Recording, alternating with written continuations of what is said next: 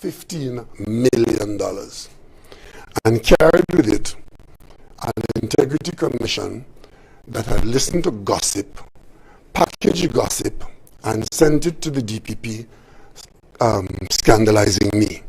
That resulted in the integrity commission having to resign in disgrace, and I having to be paid substantial amount of damages, and taxpayers. Soon after that, I became leader of the PNM somewhere along the way, and I had to lead the party into a general election.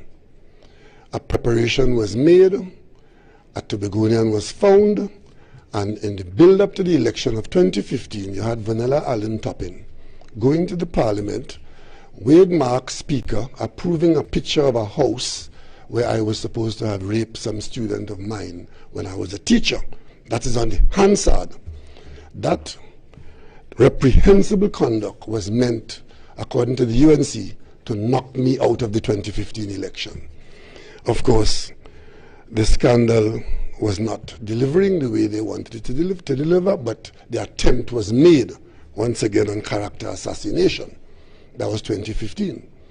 We're leading up to the 2020 election, and once again, typical of the UNC playbook, we had this question about fake oil at Petrotrin, and oil being stolen and money being had improperly by a friend of the Prime Minister. And this friend of the Prime Minister's story and fake oil went on all of 2019 in preparation for the election to come.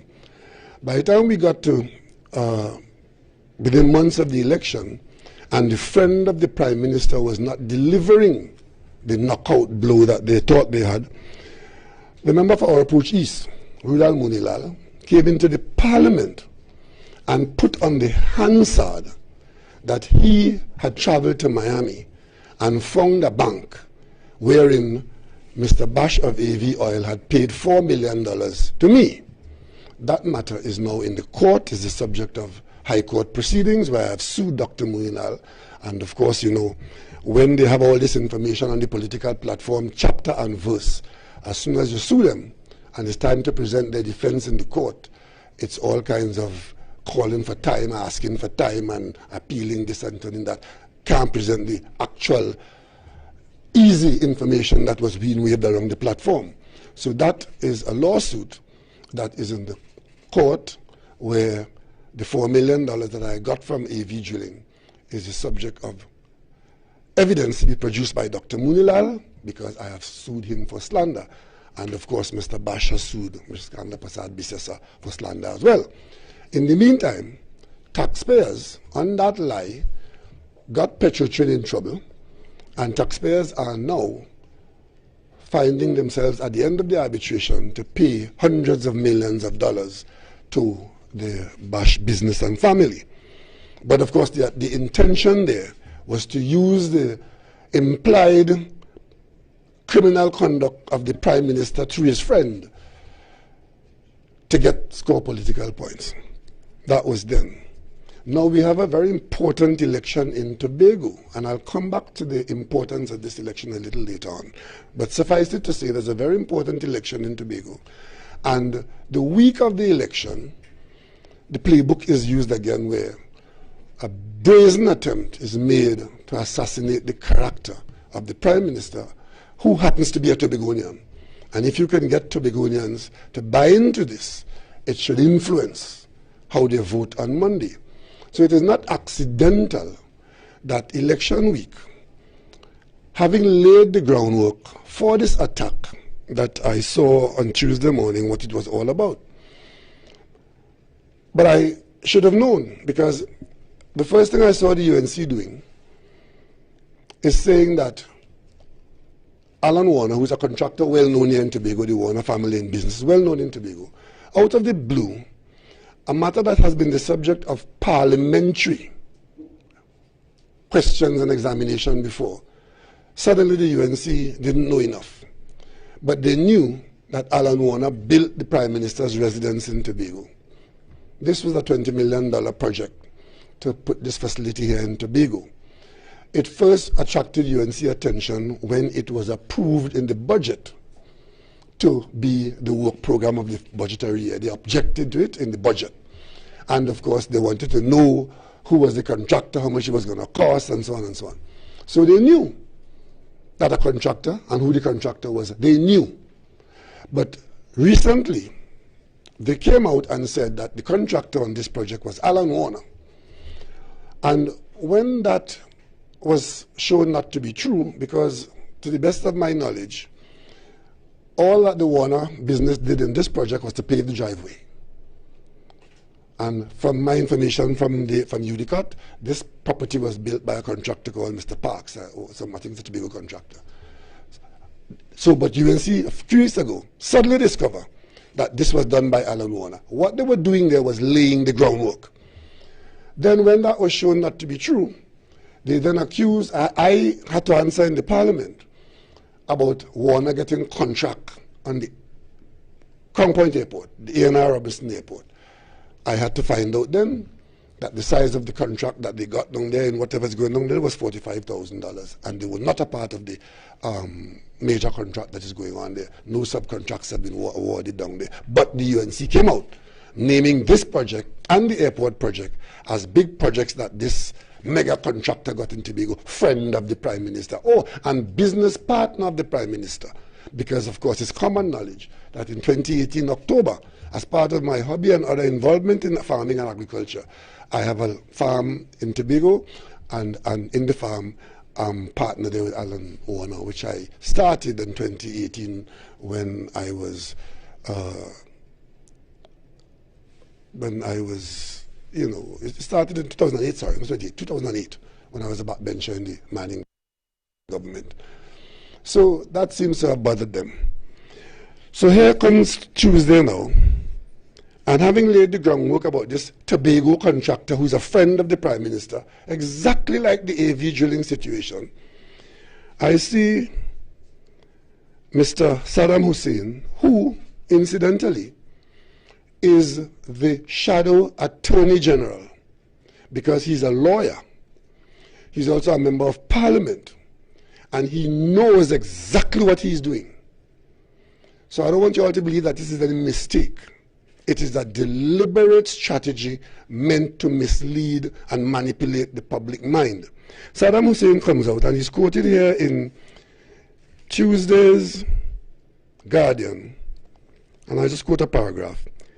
He said, as of last week, checks were done by the UNC at the commission, meaning the Integrity Commission, and it was revealed that the Prime Minister had failed to declare that he bought property from Aine's investment since February 2019.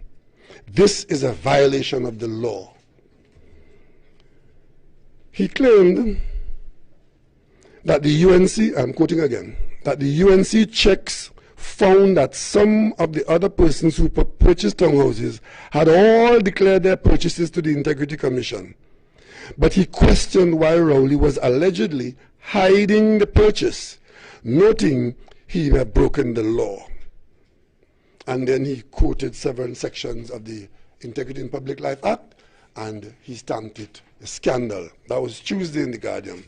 And of course, Wednesday, he's back, headline again, quoting from the Express.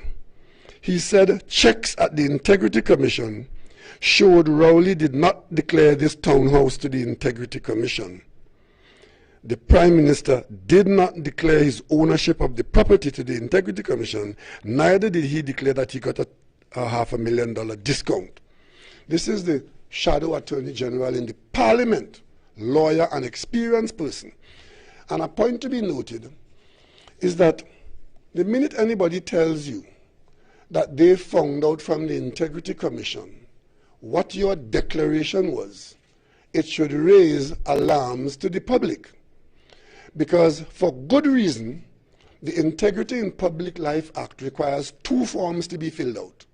One, Form A, where you have to put all your details, bank account number, address of the bank, how much money was in the bank, your credit card, how much you pay about during the year, every property you own, every old car you have, all your life stories in Form A. But Form A is a secret document. Staff at the Integrity Commission have to swear an oath to handle that. And if they breach that secrecy, the penalties are severe. And Form B is the form that the public has access to, where on Form B, you're required not to put the details of any of your business, as I've just mentioned, but wherever you may have a conflict. For example, as Prime Minister, I have some shares in FCB, in Plipdeco, in NEL, those things, because the government is involved and I'm Prime Minister, I have to put that there. So you can see, they go there, you see, I declare that I have these shares and there may be a conflict. That is on Form B. Or if somebody gives you a gift, a motor car or some valuable gift, you name that there. Those are the kinds of things you see on Form B. You will never see on Form B my bank account, which property I own, how much property I own, or anything like that. And Form B is the only form that a member of the public can go and look at. You cannot get access to Form A, because Form A has very sensitive information of all persons. Everybody who's an officer in public life covered by the Commission, your Form A is secret. So how then could this gentleman be telling the country that he and the UNC, which is Wade Mark, Kamla Prasad Bissessa, and Saddam Hussein, that they checked at the Integrity Commission and discovered that the Prime Minister of Trinidad and Tobago bought a property or got a property which he's hiding from the Commission in so doing and does not declare it to the Commission, and therefore the Prime Minister is guilty of criminal conduct equivalent to what Basil Pandey was accused of, and the Prime Minister should now be charged and go to jail because you hide a property equal for all of us. Since Basil Pandey, and these are their words, since Basil Pandey was charged, the Prime Minister should be charged. Not to mention that they are two different things completely. But I raised the point about how could a frontline person in the Parliament, who has been filling out these forms every year, I presume, because he too has to fill out the forms. So he knows what goes into Form A, he knows what goes into Form B, he knows you cannot see information from Form A unless, of course, somebody in the Integrity Commission breaches the confidence as required by the law and feeds that information to the opposition. So the question is, what really happened there? Is it that the Shadow Attorney General had access to information which says a lot about the security at the Integrity Commission? Is it that? Or is it that Saddam Hussein is lying to the public in order to make an intervention in the campaign, in the election in Tobago on behalf of the PDP? Because it is not by accident that it happens this week. And I'm responding today at the first opportunity I could respond. I just came in from Barbados last night. First opportunity, last working day before the election. Strategically placed. Accusation on my head that I'm a criminal.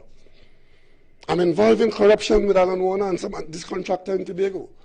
I got a big gift and I've hidden it from the Integrity Commission. And interestingly enough, those of us who have confidence in the Fourth Estate, you have not distinguished yourself in these matters. Because the first question you were supposed to ask Saddam Hussein is, where did you get that information from? Checks at the Integrity Commission? So you were able to check a Form A at the Integrity Commission?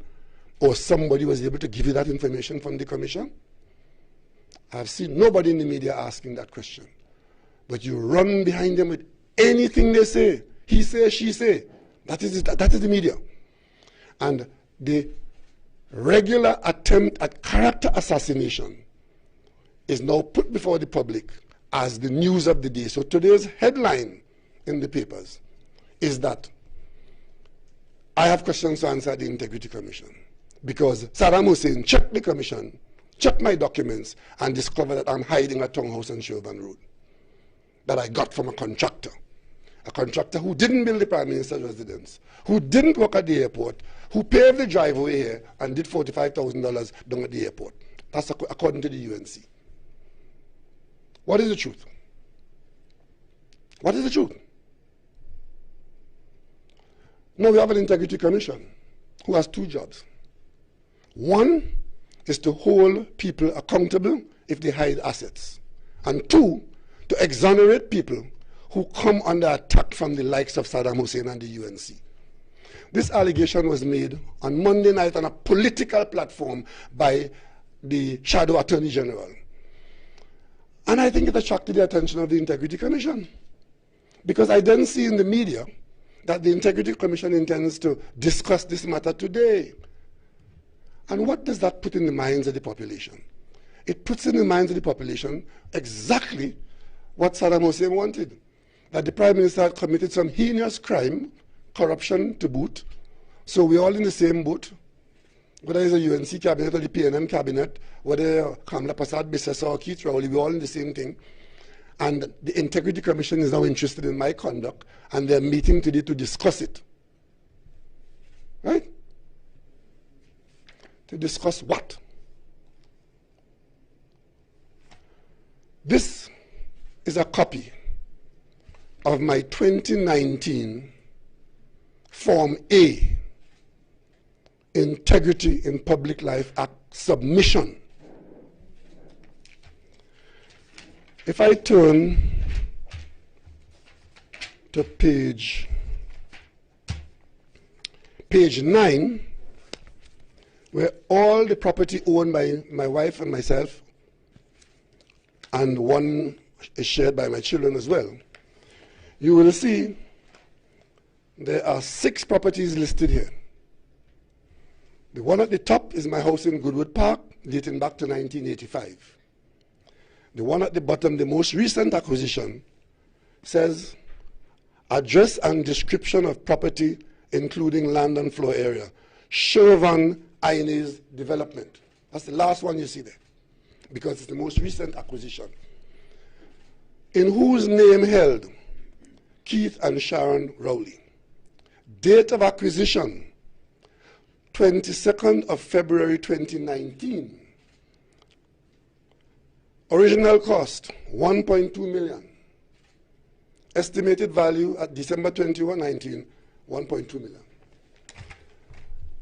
How then could Saddam Hussein exercise the media in this country and the world, I dare say? Because when the Prime Minister of Trinidad and Tobago is being accused of corruption in this way, it doesn't stay in our borders, it's going worldwide. Because I saw that an advertisement, everything they say is on the net, on the internet. And there are internet trolls by the thousands, and they live there, spreading lies, character assassination, and mischief as the official opposition of Trinidad and Tobago. I did not declare, according to Saddam Hussein, that I bought a property and I'm hiding it from the Integrity Commission because some corrupt practice went on there. And of course, waving around documents on platform. This red file I got from my wife this morning as I was heading for the airport, because my wife is very meticulous in these matters. These are the documents between the lawyers that did the transaction. These are copies of the checks that paid for the property and the stamp duty. Of course, the UNC wouldn't know about that, because they don't deal with that. They deal in getting things from contractor. And I'm not surprised that they're so surprised that as Prime Minister and as wife of a Prime Minister, we will have these transactional documents. This is a copy of the deed, which is a public document. And you would see on the deed, you would see that the owners of the property, all there. On a UNC platform, this means trouble for me. But on my platform and here today, this means exoneration for me. That is my signature there. Owners of the property, Keith Rowley, attorney at law here, signed off here, Sharon Rowley, all the various signatures here. Inez Investment, and here it is. Signed by the within named Keith Rowley and Sharon Clark Rowley. Okay, this is a public document, a deed. But the UNC would have you believe that this property passed from Warner, the Inez company, where Warner is the principal, to me, and I have to hide it. And I didn't declare it to the Integrity Commission. So what do I do now? Having been accused of such criminal conduct aimed at heinous character assassination, what do I do? Well, the first thing I have to tell you, especially you here in Tobago, especially those in the black suits and the green jerseys, this is the kind of company you're keeping. This is what you're trying to import into Tobago. So I've passed this morning to my lawyers to determine, because I take legal advice, to determine whether I have been slandered by Saddam Hussein. That accusation of obtaining from a contractor and hiding a property and not declaring it, I want to know what recourse I have. Because, you see, it has been done before. Another UNC office holder, one called Brian Stone, who you saw leading the choir last week in the march that they had there. You wouldn't believe. He, driving through Glencoe, saw a construction project going on, goes on the radio station and tells the world that that is a construction project of apartments being built for me by Syrians. I took him to court, because that's where I go when I'm wronged. I took him to court. I won him the matter. He was fined $375,000. Well, of course, he's still in the court playing around with that, with appeals and so on, hoping to get away or dying before he pays, something like that. But that's what they do. They're just out of the blue, whatever they think will work for them politically, they just say anything and do anything, and the level of nastiness knows no bounds. I just gave you 5 examples of the UNC's lies at character assassination aimed at me for political benefit. And this, on election weekend, is the UNC's contribution to the campaign in Tobago, where they're trying to support the PDP by giving Tobagonians the impression that a Tobago boy who is now Prime Minister of Trinidad and Tobago and has some interest in this election, I have questions to answer for criminal conduct in Tobago. And they don't care who they destroy in the process, you know. They don't care. Because you here in Tobago, if you know anything at all, especially if you're from Moriah or Mason Hall, you will know that Alan Warner and the Warner family came from a shop in Moriah Main Road. The father was a shopkeeper. They were in business of that nature. They grew up in business. They did well here in Tobago. Alan went into all kinds of things, eventually got into construction and is doing quite well. So well as a Tobago contractor, has gone to Trinidad now, bought into property and business in Trinidad in concrete and asphalt paving. I think every Tobagonian should be proud of that. That one of your successful companies didn't just stay within the borders of the Tobago beach, but has gone into the bigger economy of Trinidad and is competing for work down there. Suppose he gets a government contract down there, what will the UNC accuse me of? But this is also on behalf of the contractors that they are in bed with, who are using the opposition to tarnish the Warner company and the Warner business, who is there competing with them for the business in Trinidad. And interestingly enough, Tobagonians will join them in that. So the next thing you will expect to hear is that, having been tarnished in this way, if I am not able to prevent them from going further with this lie, they will ask for the contractor to be blacklisted, as they did with the AV drilling matter. When they started the lies with AV drilling, the first thing they called for is for the company to be closed down and the field to be taken away. Petrotrin went and did that, of course. I know the outcome of that. But if they manage to get Warner blacklisted in Trinidad, their contractor friends who they're competing with would be very happy. Stay in Tobago and subscribe to what has been hammered into Tobago's children, that black people can't do business. Not that we have successful businesses in Tobago that should grow beyond Tobago and into Trinidad, where our main economies, whether it's agriculture, whether it's health services, whether it's education, whether it's contracting. No, they are busy pushing secession for Tobago. They've sent their so-called experts to Tobago to draw a line boundary between Trinidad and Tobago and feeding that nonsense to the PDP politicians who will do anything for office. A man comes to Tobago, he's an independent person. But those of us in Trinidad know that he's a mouthpiece and a card-carrying member of the UNC. The UNC went even further because it's not now the UNC has given up on Tobago. Eh? In case you Tobagoans don't know it, the UNC has given up on Tobago as a political place to fish.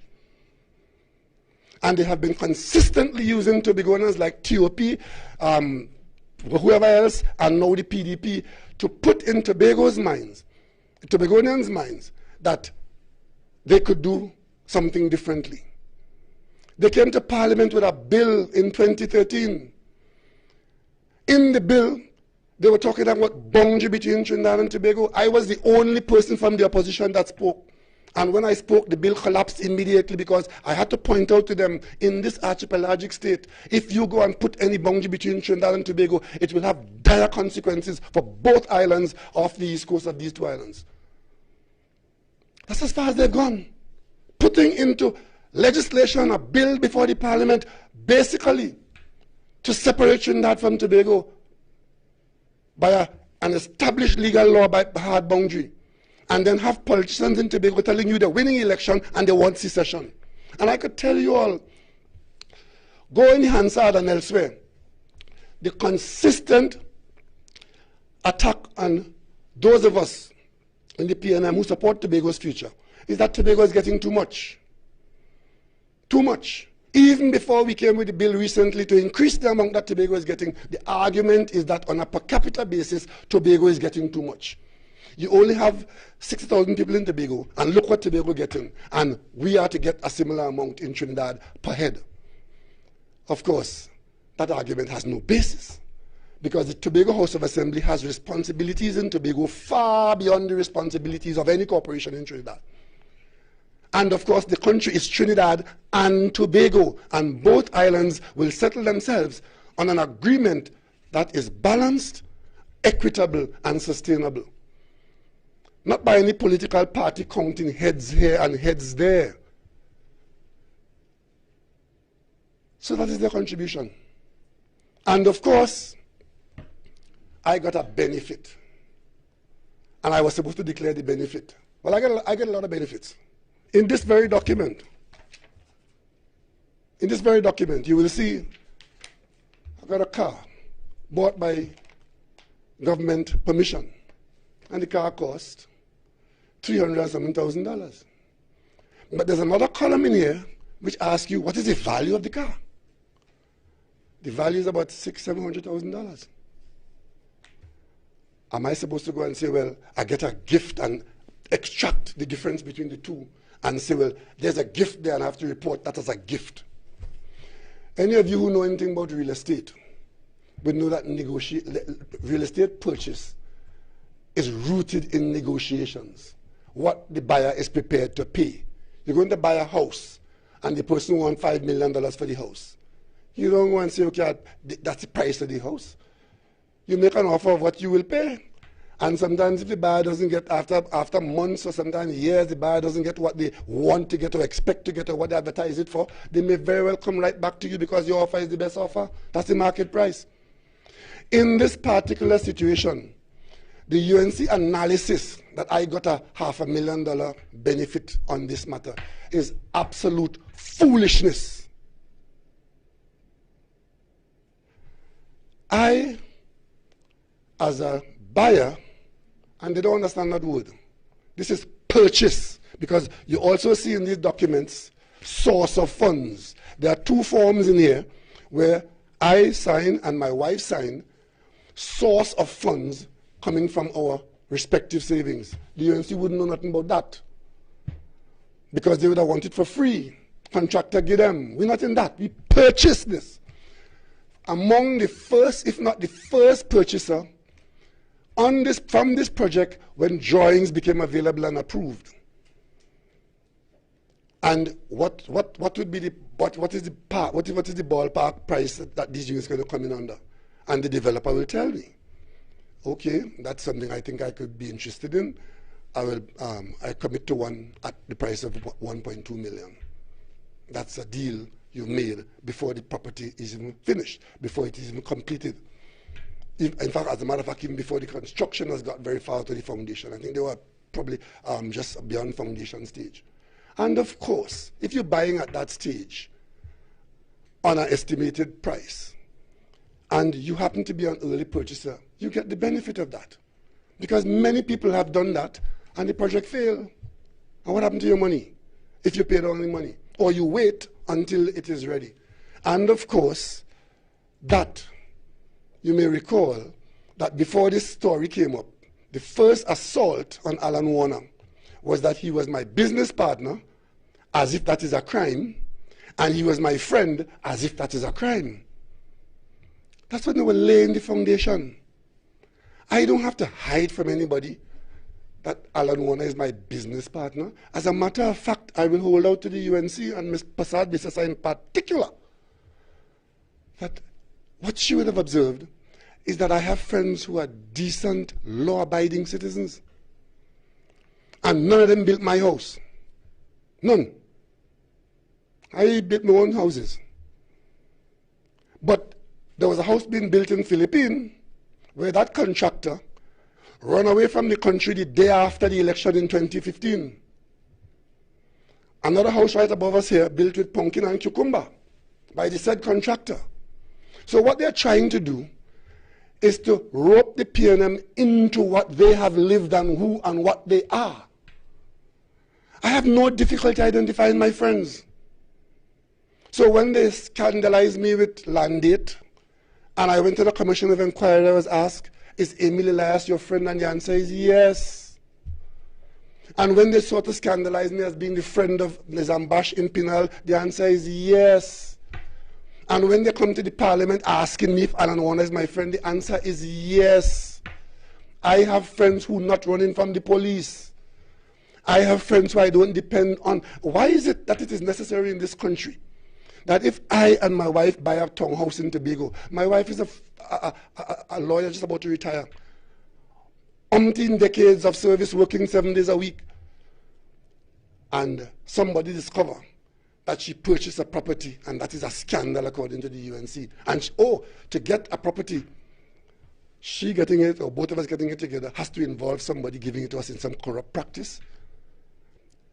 Is that what it is? That for us, and for people like us, if we end up with a property, we have to thief it? I have never been unemployed a day in my life, except when I was at university studying.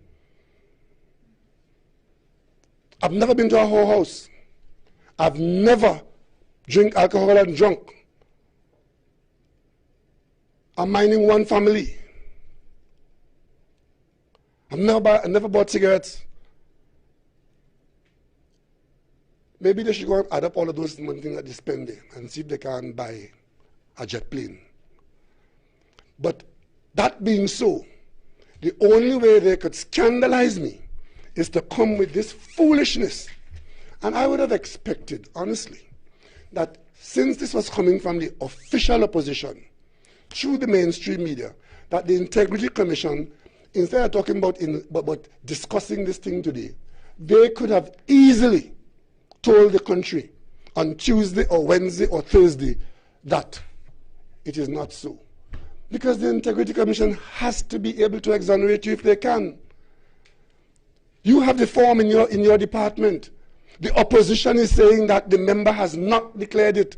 You know they have declared it. Why are you allowing this lie to take root in the country? And then talking about going to discuss. Discuss what? I have complied with the law here. And I have paid a purchase price that you said the vendor was willing to part with it for in an open market arrangement. I negotiated no discount. My wife and my family must have been the only idiot who bought a townhouse here in the middle of the pandemic. And of course, what do you buy? How do you know what I bought? How do you know what condition the building was in? How do you know? Let me explain something else to you. Yesterday I was coming down on the plane. I was coming down on the plane yesterday, and this is your takeaway copy from Carl. and browsing through it, look at what is in there today, because this is in November, December. Chauvin Road, the said Chauvin Road, where we would have paid 1.2 million in 2019 by January or December of 2018, somewhere about there, we committed and paid in February 2019, 1.2 million. I know these units, and you may know them too, on Chauvin Road. They are being offered for sale now, offered for sale at 1.25 million on Chauvin Road. A couple hundred yards away from where the Ioannis project is. And of course, these come with all appliances. And of course, granite countertop, large pool and gazebo. How do you know what was being bought? You don't know what the contractor's position is here, whether he will accept $1 million or 1.1 million, depending on how much pressure is in the bank for this. You don't know that. Why are you pretending to know that? Why is Saddam Hussein pretending to know why a contractor will sell for 1.2 million in 2019? And the only reason why he's doing that is because that's the best they could do for the PDP this election weekend. Try to scandalize me. But I've done well so far on those who attempt to sacrifice my character. And I have confidence in our judiciary that they can differentiate between malice, foolishness, idiocy, and naked politics of failed politicians. I'm a Tobagonian, and I don't have to justify spending my money in Tobago. A couple of weeks ago, I heard Farley on platform campaigning on my sheep in Mason Hall. I love the exercise. It's more than a hobby. As a matter of fact, my blood pressure goes down when I hang around that farm. So sorry, Farley. And of course, I export out of Tobago to Trinidad, and that makes me feel good. And I don't have to hide the fact that my family made purchases in property in Tobago. But the danger here is a Tobago contractor who is beyond reproach is now targeted by the UNC in Trinidad at the very highest level. And they don't care. And they're hoping that enough Tobagonians could be so irresponsible to join them in this move to separate Tobago from Trinidad. Because this is what this is, you know. Attempting to get a Tobago party that is on a secession platform to do what the UNC want done, which is to separate Tobago from Trinidad. And that's why I am in this fight. I'm not a candidate here on Monday. I'm not voting here on Monday. I took very little part in the campaign here. I left it to the Tobagonians, their leadership, and their candidates to fight in Tobago for victory. But when it comes to separating Tobago from Trinidad, I will use every sinew and muscle in my body to prevent that, because the average Tobagonian is better off as an integral part of Trinidad and Tobago as against being on their own, led by those who have already led themselves astray. The UNC has made character assassination and strategies towards character assassination their major political input. Every Monday night, they're calling somebody's name.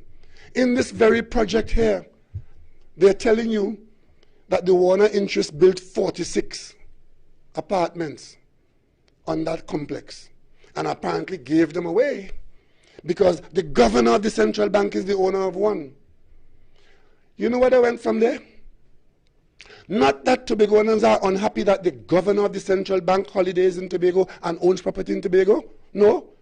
It is the UNC that sees that because the governor of the central bank would have owned a property that was built by a friend of the prime minister, he is now to be attacked, his character assailed, his professionalism attacked, and goes into the central bank saying he is not independent, he is a tool of the government because he has an apartment in Tobago where the Prime Minister has one, built by the Prime Minister's friend.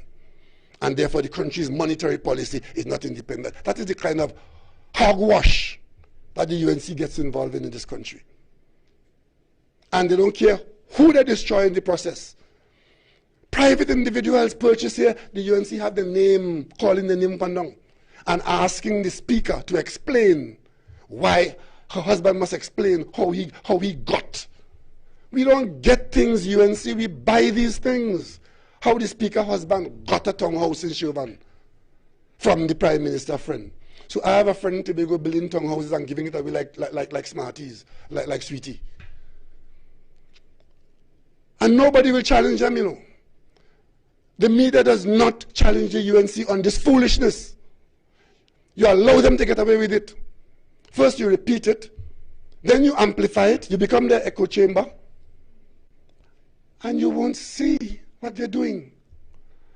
I have no question to answer. And in the event that the commission has questions for me, I stand ready to cooperate on any question they ask me, because there's no question they can ask me that I can answer. None.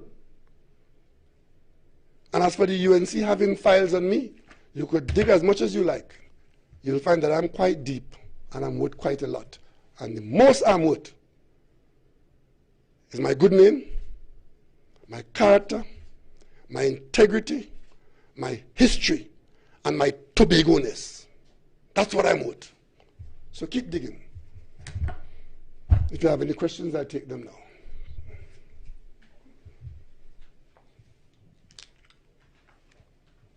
Good afternoon, Mr. Prime Minister. Liz Williams from TV6. Just wanted to find out from you so many deaths with respect to COVID-19. We're not there yet. Okay. Let's finish with this first. If you have any questions on this matter, I'll let you see this. Page 9 of this, you can look at it closely. And anything else you want to see. This is, I don't know if you ever seen anybody else's declaration before. Good? So we can conclude this and then we go on to something else if you wish. If you have any question on this matter, I'll take that question first. Good afternoon, Mr. Prime Minister. Camille McKechnie, Tobago Channel 5. Have you lost confidence in the Integrity Commission? You say that by now they should have answered and they should have said something. They're only now discussing the matter. I'm not going to speak about it as loss of confidence. I'll talk about it as practice. I said the existence of the commission ought not only to be to try to prosecute wrongdoers. It also must be to exonerate people who find themselves in this situation. And it's not just this commission. I can go back to situations that happened before where people make allegations and the commission ought to be able to say, this is so, it is not so. Or if they investigate and they find that there's nothing wrong, it's important to be able to say so, especially when the subject matter has been of great national interest and propagated through the media and so on. We don't normally get that. But in this case, where the specific was on page 9, that there was no declaration, it's important for that to come out as a truth in whatever form. Otherwise, people like Saddam Hussein and Kamla Prasad Bissessa will get away or try to get away with heinous mischief in this country. You know, it's so important. When I was in Barbados, when I heard this, I started questioning myself. I started asking whether, in fact, in doing this form, because the form is very complicated and it's very detailed, had I really missed that out? I could have, because it's the first time I had to report it. The purchase was made in 2019, and it was the first time I had to report it, and maybe I was doubting myself. I came back last night and I went to my files, because I always keep a copy of what I have submitted to the commission. And I could not believe that this gentleman is there telling the country that he checked at the Integrity Commission and can confirm that there was no declaration of this particular property. And why would I hide the property? Because they think I got something I wasn't supposed to get. Because they think so.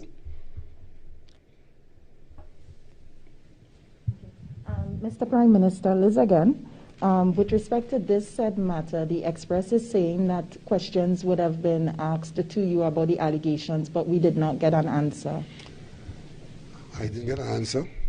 That's no, not we true. didn't. I told the Express that the UNC is confusing purchase and thieving. That's what I told you.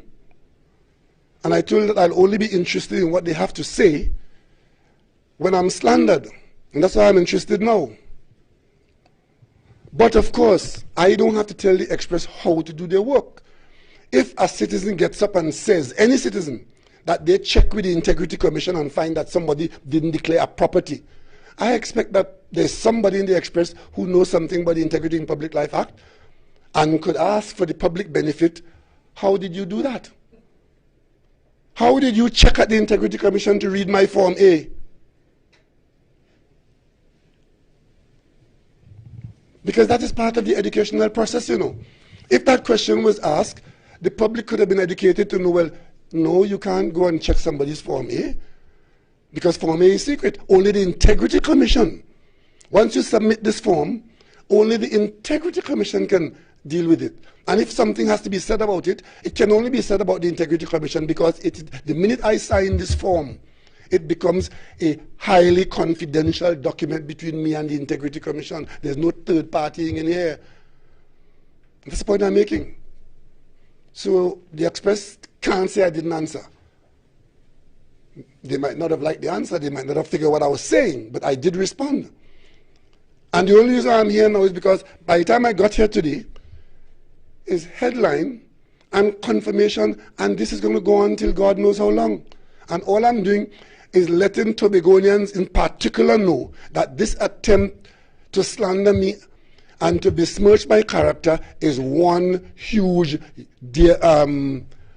UNC lie put out to assist the PDP on Monday. That's what it is. That's why I'm here this afternoon. Mr. Prime Minister, Kenisha George, Harry, Newsday. Can you tell us when the declaration was filed, please? This declaration was filed, I couldn't, let me see. This was filed on the 20th of December, 2020. Because what happens is that if you have a deadline up until May, that's the normal deadline. If you can't make that deadline, you can ask the commission for an extension, which usually the commission would grant. So that's why you see a late year filing. As a matter of fact, I can tell you that with respect to 2020, I filed that on Monday morning because I had asked for an extension, which expired on Wednesday, and I was to be in Barbados Monday, Tuesday, Wednesday. So I made sure that I got it done on the weekend. I finished it on the weekend, and it went in on Monday morning. Lo and behold, Monday night, they're on platform attacking my 2019 submission. George Leacock, Radio Tampa. Yes, George. Prime Minister, the tendency to attack people in Tobago who appear to be successful is known. On the PDP campaign, there are two other issues concerning the warners that have come out. One where there's a document purporting to be minute of the Executive Council of the THA agreeing to purchase a parcel of land from the Warners for $40 million just 10 or 12 days before the past election. And two, there's a video circulating with a candidate, current assemblyman and candidate, apparently addressing workers on what is said to be the Warners compound, suggesting to those workers that the Warners company is one that gets jobs, and you should therefore vote PNM on Monday.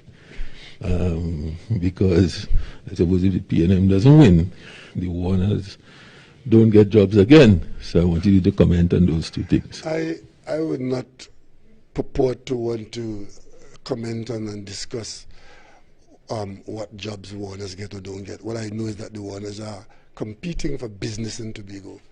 and the Tobago House of Assembly has some government business. They are involved in competing for contracts. So I don't know, I guess they win some, they lose some. And by the same token, if workers are saying that their company, if somebody in the company is saying our company gets work from the THA, well, whoever it is, I don't know. But I wouldn't want to be the arbiter on that. But a candidate saying that, I don't know. Maybe the candidate is employed, I don't know. But I would not want to be the one to be defending that or commenting on it. But when you talk about criminal conduct on my part, involving them, then I can comment. Okay, can we move on now to COVID? Yeah. Okay. There's a situation in Tobago where yesterday the highest number of COVID cases, I don't know if you saw the figures, 110 COVID new cases in Tobago. How would you say at this point, or describe how COVID-19 pandemic has been treated by the present PNM administration? And are you worried for our citizens? So many people are dying. Of course I'm worried about our citizens, and it's one of the main worries that I have. But let us face it, we have been fighting this now for almost 2 years. And the course of the virus became known to us along the way. Before the Delta variant, the virility of the virus was known, and we were fighting it by a number of guidelines and protocols, not the least of which was accessing vaccines, because vaccination had a benefit in the fight against the virus. And then there was the mutation that created the Delta variant, which ravaged other countries. And we held our breath here because we are part of the world society, and we anticipated that somewhere along the way, the Delta variant would get here. And it did get here. We maintained our protocols, we upstamped our claim on vaccines, we put our extra effort into vaccinating the population, because one of the peculiarities of the Delta variant, why it was of such great interest to the world at large, is that it was more virulent than the other variants and the original virus. So once the Delta variant got among the population, the outcome of that was an easier rate of infection. And that is why we have been encouraging people being from day one, get vaccinated, because the potential to get infected by a Delta variant or any other is there, and therefore get vaccinated. Once the Delta variant is the main variant in the population, which it is apparently in Trinidad and Tobago now, that rate of increase is going to be there because that is a characteristic of the virus. However, it also is known that the people who got vaccinated, even if they get infected and you count them among the large number of infected people, they don't equivalently end up in the hospital ward or in the ICU. It is the people who are not vaccinated, when they get infected, they are the ones that occupy the hospital spaces mostly. Those are the facts of the situation. And my concern is that there are so many people in Tobago who decide to take on the virus, ride it out, not use the help given by the vaccine. And I must say, I'm a little disappointed in that, because Tobago's population and Tobago's isolation as an island gave us the possibility to have isolated the virus in Tobago. But we had to have a high level of vaccination.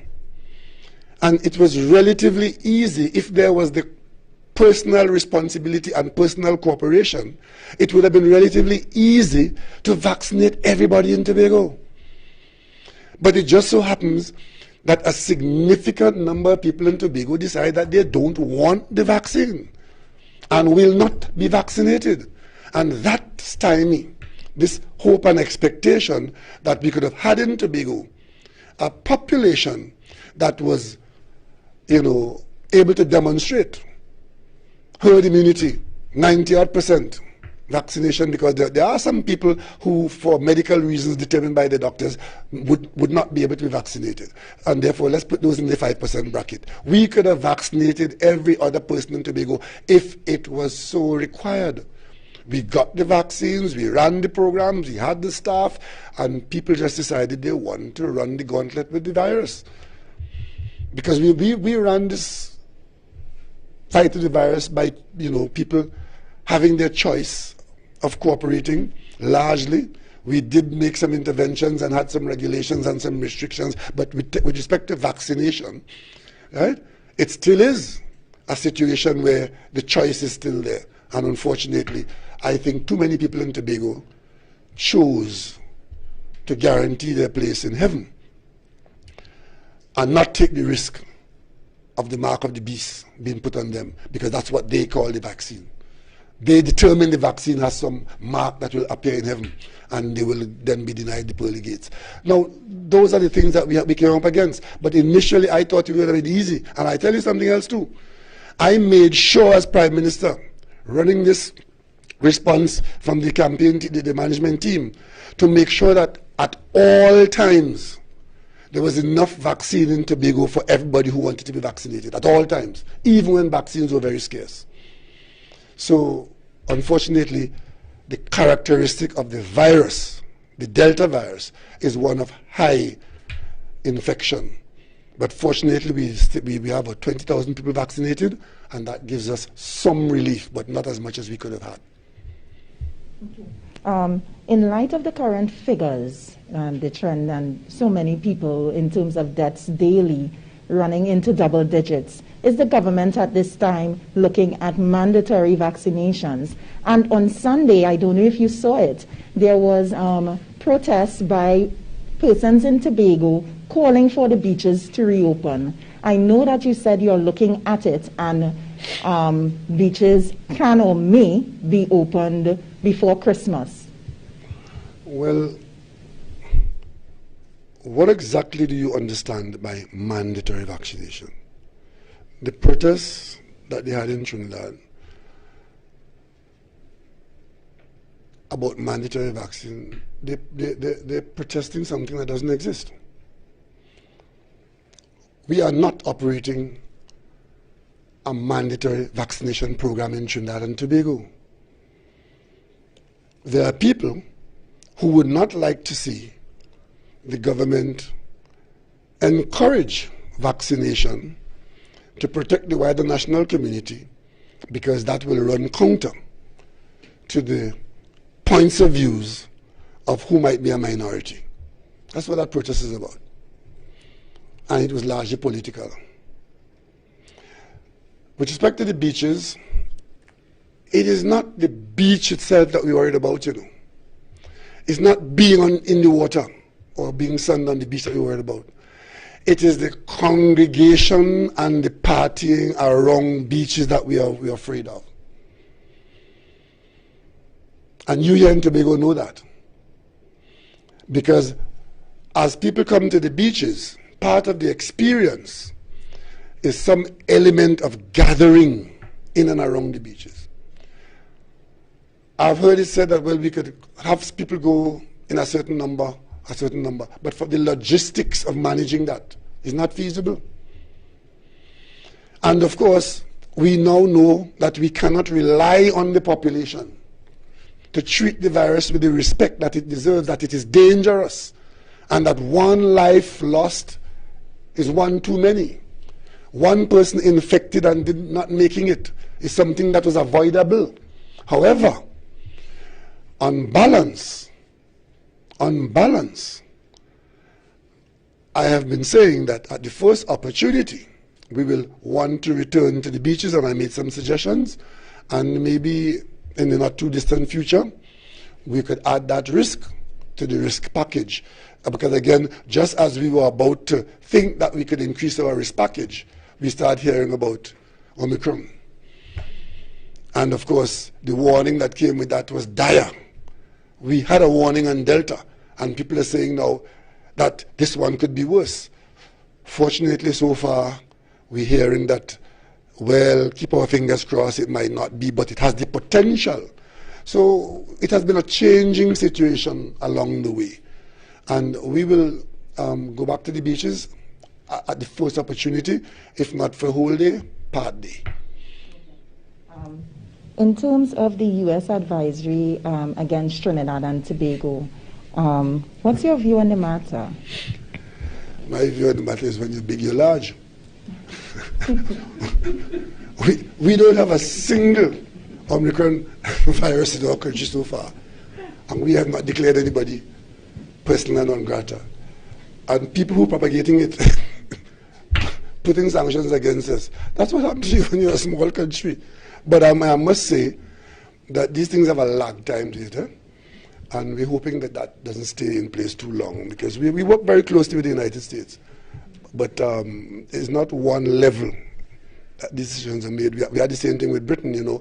I went to England the other day for the COP conference, and my team and I, we almost had to pass through some very difficult restrictions, but fortunately, just about the time when we were about to go there, they lifted the restrictions. So some people who might be worse off than you might be categorizing us in a way that we don't think is reasonable, but we don't really let that guide us too much. We know how these things go. Sometimes there are local pressures where it's coming from. We have our own local pressures. We have our diaspora and so on. But we have been managing reasonably well, and we are, in fact, we cooperate a lot with the United States. Before I pass the mic, this is just one of my final questions. What advice do you want to give to the electorate going into the THE elections on Monday? What? What advice do you want to give? Advice?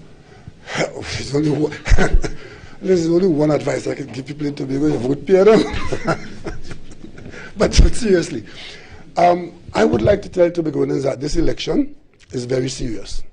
It's not an ordinary election. It probably is the most, since 1980, this might be the most serious election, because what is on the table is the relationship between Trinidad and Tobago. And as Prime Minister, I understand that very clearly, that this is a very dangerous development. If an electorate in Tobago chooses a manifesto that says that secession is the ambition, then we're going down a road that I personally don't support, that my party doesn't support, and I don't think is in the interest of the average Tobagonian. This is not about pothole and grant and time to change. This is about whether Trinidad and Tobago will remain as a unitary state. And I am fearful that there are people under UNC guidance who could accidentally go down that road until they go too far. Okay. Prime Minister, I want to go back to COVID, safer than politics. I recall maybe in June or July of this year, in this very room, you said you had sent a team from Trinidad to ensure that the services being offered in Tobago were on par with what was offered in Trinidad. Between then and now, we've been promised additional ICU beds. We noticed yesterday that there were 7 people in ICU when previously we were told there were 6 beds. I also want to sort of add to this that I have a very close relative who was fully vaccinated, but because that person also has a history of respiratory problems, that person ended up in the ICU. Fortunately, had a good result. But it is not okay in my mind to suggest that only people who are not vaccinated would end up in the ICU, because other people would as well. And we continue to be promised the additional ICU beds. First it was filling out this physical space, then it was a question of getting staffing to staff the ICU unit. And we have no indication that either thing has actually really happened to bring us to the place where you have both additional ICU beds as well as a full parallel healthcare system, as opposed to a step-down facility at the fort in Tobago as yet. And with the increase in cases, that appears to continue to be a growing challenge. I wouldn't want to hazard a number or answer not having the latest information in front of me. But the last time I checked on this matter of the expansion in the number of ICU beds, I was satisfied and told that there were an expansion taking place, the process. And the expansion, I think they were looking at 6 additional beds. And each bed takes a certain amount of highly qualified staff. And I don't know, as I'm speaking to you now, whether they were able to staff 6 beds. But I want to say, though, that given the rate at which the infection would grow, given the history of the virus, it is not reasonable to expect that we can proportionately increase the amount of ICU beds to maintain the level of service, because the virus is infecting far faster than we can put beds. And when you consider 12 or 15 ICU beds in Tobago, that is a good stock for a population of 60,000. When we started as a country in the parallel healthcare system, we had a certain number of ICU beds, an HDU. And very quickly, we had to grow that. We had difficulty importing staff. Luckily, we were able to bring in about 100 and something high-quality staff to help out. But it is not something that you can say, okay, well, we're getting twice as many people now, so we'll have twice as many ICU beds. The number of ICU beds will lag behind in a situation where the infection level is delta rate. So I couldn't give you the specific today, and I don't want to hazard it because I know you're going to say, I came here and told you something which is not true. I don't want to hazard that. But I checked, I think it was last week, and one of the managers here gave me comforting information that they were going in that direction. But in the meantime, people are in fact feeding the virus. There are some people in the population who are feeding the virus. There are some people who are refusing to be tested when they are symptomatic. And because they don't want to be tested, because if they test positive, it will restrict their movement. And what is the corollary of that? You go untested and you move. And what you're doing if you're infected and you're moving, you're infecting people. That is what is going on in some situations.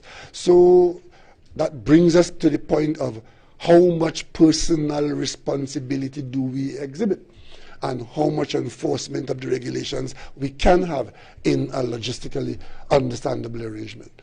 We can't put a policeman by everybody's door. We've had people who are home on restriction, turning up at parties or in the supermarket, just thinking that being restricted is just too much. So the virus enjoys all of that. I could simply continue to appeal to people that if you are sick in Tobago or in Trinidad, if you are sick or you think you're sick or you think you've been exposed, help us out. Isolate. Isolate within the family. Because the first set of people you infect is your family. Eh? If you don't care for them, and of course, George, you mentioned a person who was fully vaccinated and got the virus. That is a possibility. And that is where the vaccine really comes into play. That here it is, I am infected, but thank God I am vaccinated, especially if you have comorbidities. Because without the vaccine, you could easily have been counted among the numbers of death for the day. And that is the danger we're living with, but unfortunately, some people think it's something to be cavalier with. Okay? So we could simply, the vaccines are available, the threat of mutation is with us, the benefit of vaccination is also known to us, and of course, we can take the horse to the water. Can't force it to drink. That is what the protest is about, accusing us of forcing the horse to drink. We have not done that. But I've said before that the people who have vaccinated themselves in the national program to protect us from the virus, they must get a benefit. And those who prepare themselves to run the gauntlet because they are lucky or because they are strong or because they are young, they have a responsibility to the others. And finally, our response cannot be to lock the country down. Because you in Tobago, you more than anybody else in this country know what happens when the country is locked down, because your lockdown continues. Because until the beaches are open to generate your beach economy and your tourism around the beaches, you will remain outside of your comfort zone and your earning zone. You know that. My son, maybe the political question. You said that the PDP is being supported by the UNC. But it looks like the UNC broken because the PDP is not spending very money. They look to be running a very, very cheap campaign. Sometimes it's not all about money, you know. It's not all about money. I can't speak about the PDP and their ability to fund a campaign. It all depends what kind of campaign you're running. But what I can defend is that they are, in fact, promoting the UNC agenda of secession for Tobago. That is what they're promoting. And you would see the PR officer of the UNC indicating on a video that secession for Tobago is the UNC agenda. You heard it from the PDP leadership, and you see them physically promoting maps with boundaries between Trinidad and Tobago, and of course claiming that they are disenfranchised if those boundaries are not put in place. It was interesting, last week Thursday, yes, the cabinet approved the acreage of Tobago, about 4 or 5 blocks off Tobago. Got cabinet approval last week. Minister Young is going away in a couple of days to Houston. We're going to promote those blocks to oil companies to come and explore for hydrocarbons off Tobago. That's where it's at. The seismic work has been done. You would have heard the fishermen talking about them being affected by seismic work. That's the first thing you do, seismic work. And then after that, the acreage go out for... And while that is where we at, you have Tobagoans telling you they want to secede because we have oil and gas, or we have hydrocarbon to come, and we will be better off. I'm a geologist, and I could tell you about the pains of a dry hole. 50 million US, 80 million US, and you produce nothing. That is what is the risk you're facing. So I know what this is, and I know who's behind it, and I know who's supporting it in Tobago. And I'm simply saying to Tobagonians, this election is important because that is what is on the table. That's what's on offer. Good afternoon. Good afternoon. Carissa Douglas, TTT Limited. Dr. TTT? TTT, yes. TTT is limited now? TTT Limited, yes. Not on my badge. Yes. That means you're all making money.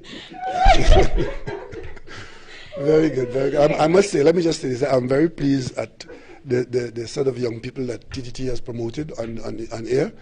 I'm very pleased at what TTT has done, and I think you're one of them, so carry on. Thank you, Dr. Rowley. Yes, so my question is with regard to the ICU situation. I know you mentioned that you are unsure as to the staffing for each ICU bed here. Correct. But I remember earlier this year, the health minister mentioned that you all were bringing in some ICU nurses, and some of them were supposed to be coming to Tobago.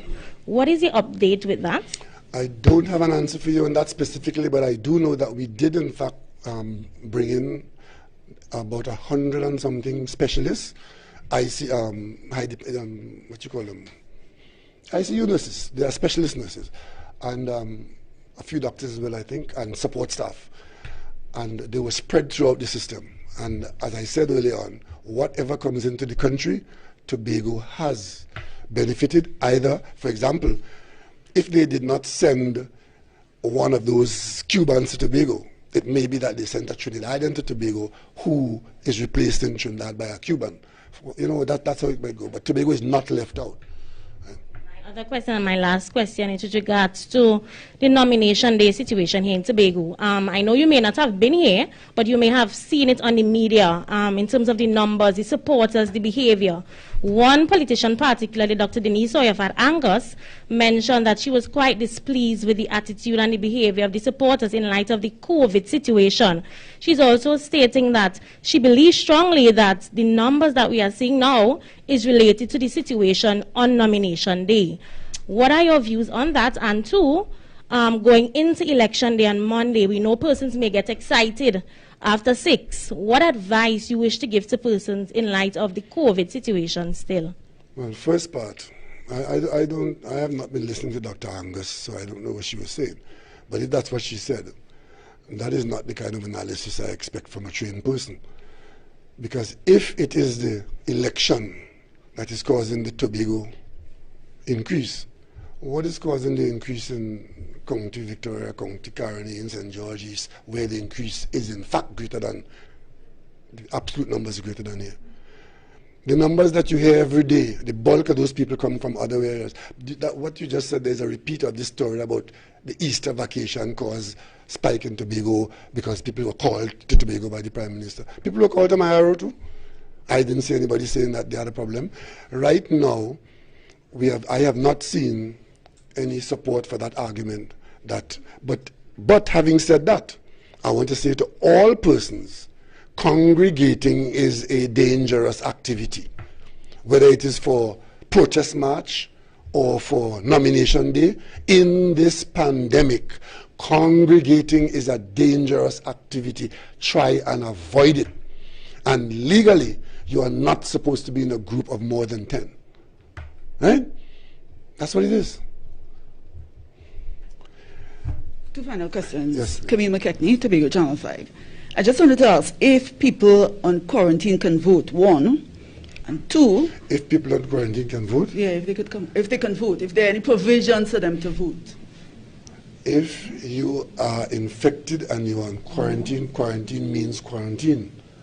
An infected person in the pandemic is to remain in quarantine.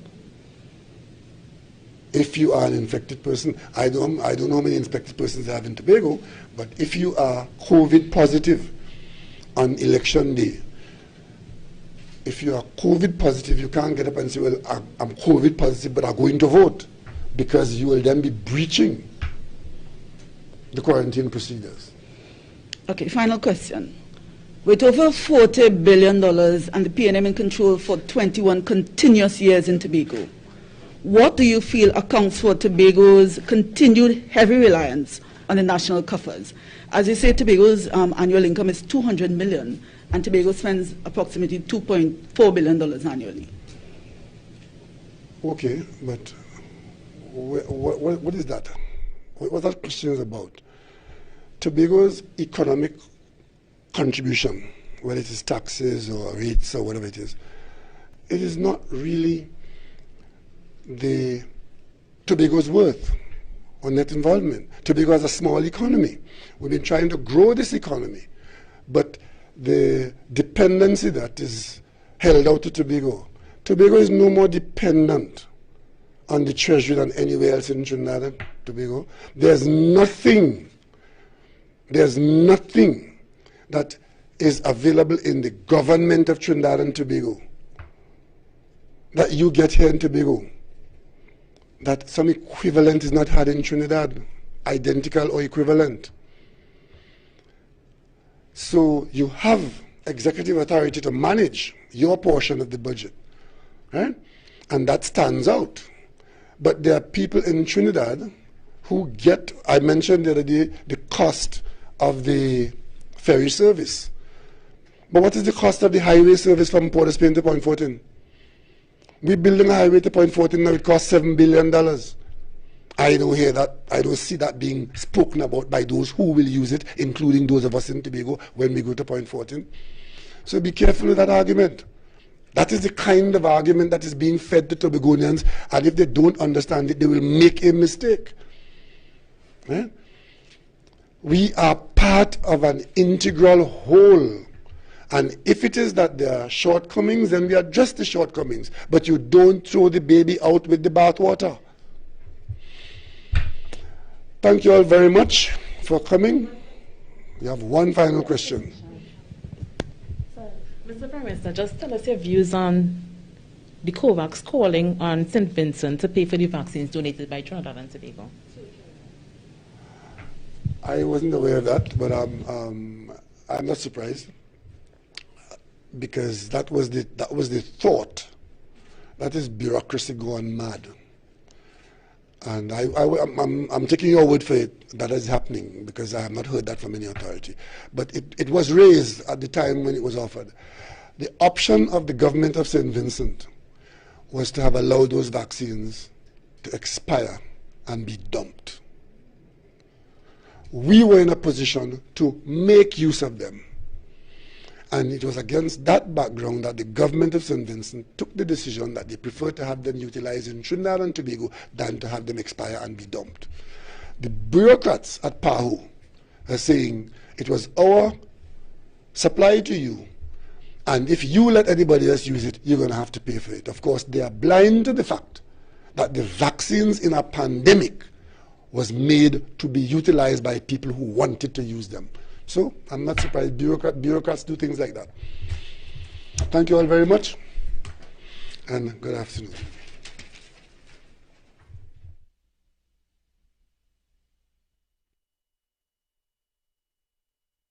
Yes, you can view page 19 at your heart's leisure.